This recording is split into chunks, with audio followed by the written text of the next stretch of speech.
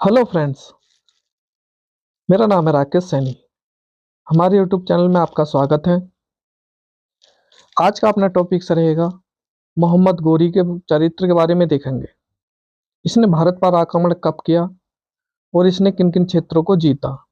Video start करने से पहले आपसे निवेदन है, हमारी वीडियो को अपने दोस्तों में शेयर करें और हमारे चैनल को सब्सक्राइब अवश्य करें, क्योंकि एग्जाम की दृष्टि से काफ़ी इंपॉर्टेंट है। आपसे निवेदन है, वीडियो को अंत तक देखिए। देखो, मोहम्मद गोरी इसने अपनी राजधानी गजनी या गौर यानी कि 1203 में ईरान में बनाई थी। इसके अन्य जो नाम है मोहम्मद बिन साम है या शहाबुद्दीन मोहम्मद गोरी के नाम से जानते हैं। इसका अगर वंश बात करें तो वंश है इसका ससवानी। इसका जो संबंध है वो गौर प्रांत से है, इसलिए ये गोरी कहलाया। अच्छा, बात कर ले हैं मोहम्मद गजनबी।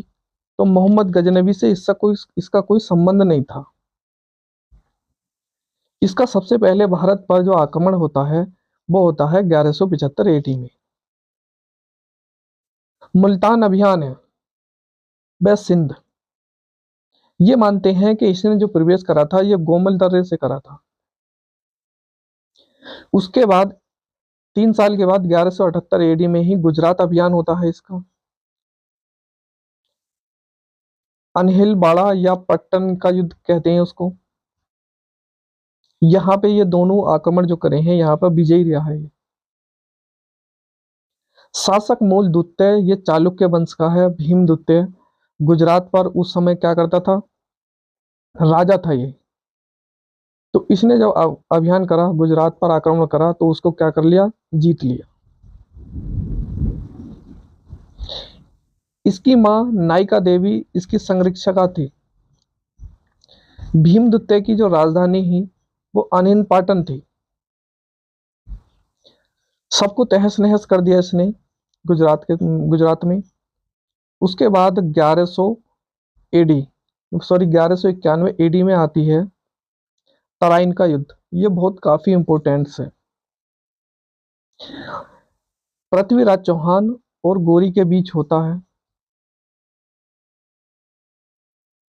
इसमें इससे पहले देखो 1192 1191 में तराइन का प्रथम युद्ध है, पहले इसको देख ले।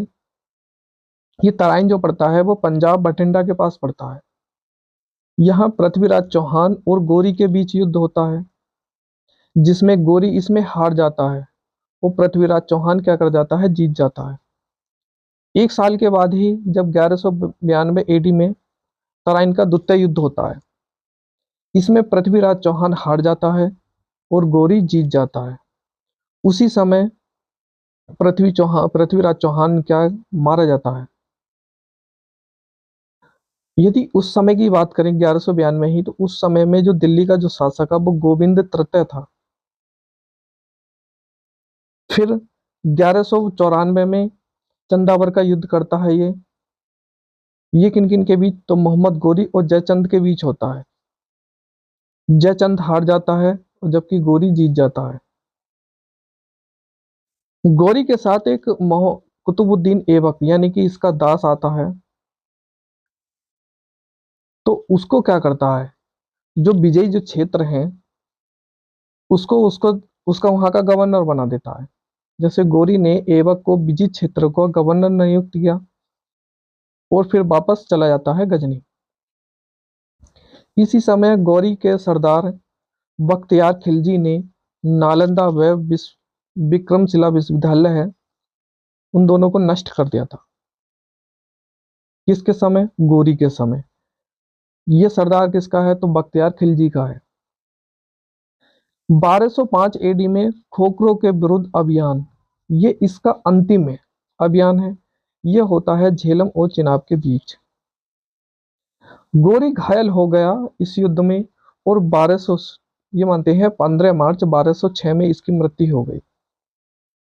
किस स्थान पर हुई, तो सिंधु नदी के दमयक नामक स्थान पर। मृत्यु के समय इसने अपने दासों को कुछ क्षेत्र जैसे बांटे थे, जैसे कुतुबुद्दीन ऐबक को क्या है, दिल्ली सौंप दी, ख्वाजा को सिंध और जबुद्दीन एलदौज को गजनी। ये क्षेत्र जो है क्या करा, इन्होंने बांटा, और ये मरते समय इनकी उसके बाद में क्या हो गई, मृत्यु हो गई। गौरी ने मोहम्मद बिन साम नाम के सिक्के भी चलाए हैं, जिसे देहलीवाल सिक्के कहा जाता है।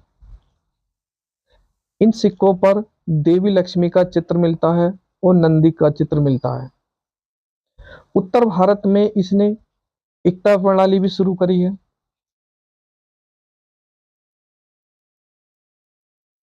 उसके बाद अब देखो चर्चा करेंगे, इसके बाद जो दिल्ली पर आता है वो आती है सल्तनत काल।